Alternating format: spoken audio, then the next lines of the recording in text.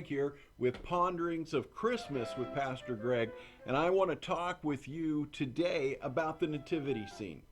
Now, the nativity scene, or the creche as it was called, really didn't get started till the 13th century, and one of the guys who helped really get it off the ground was a guy by the name of St. Francis of Assisi.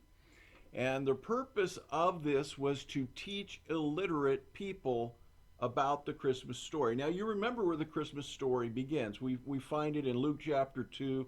We're told that Joseph also went up from the town of Nazareth in Judea to Bethlehem, the town of David, because he belonged to the house and line of David. He went there to register with Mary, who was pledged to be married to him and was expecting a child. While they were there, the time came for the baby to be born, and she gave birth to her firstborn, a son.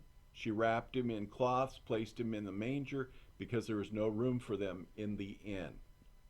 Okay, friends, I'm going to bust a bubble here.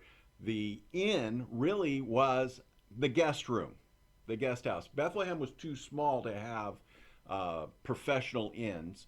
And also, what would happen is a house was built in three parts in those days. You had a animal part, you had you had a living quarters with bedrooms, and you had a guest room. Now, in both the living quarters and the animal part, you had built-in mangers. So what they're saying is there was too many people because everyone had flooded in, too many family members. The guest room was full. Now, I could go into the Greek. I'm not going to do that with you. But why it really is, we know what it means, guest room.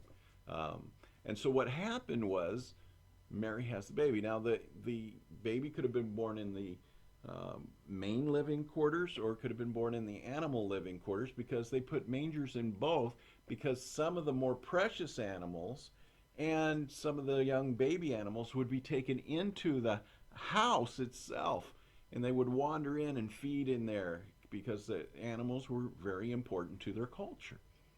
So that's where Jesus is at.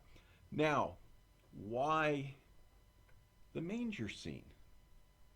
Well, again, it really took off in the 13th century under St. Francis of Assisi. He realized that most people could not read, most people could not write, and he wanted to get it out to the masses what Christmas was all about, what the celebration of Christ's birth was all about.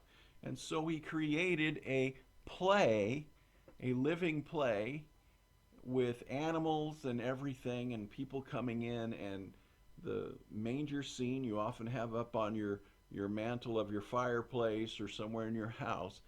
That started out as a play so that they could go around and tell the story of Christmas. What a great thing for us to think about this Christmas. That every time you look at that manger scene, you're reminded of the story. So I'd encourage you, take your children, your grandchildren, pull each piece off, tell the story of Christmas.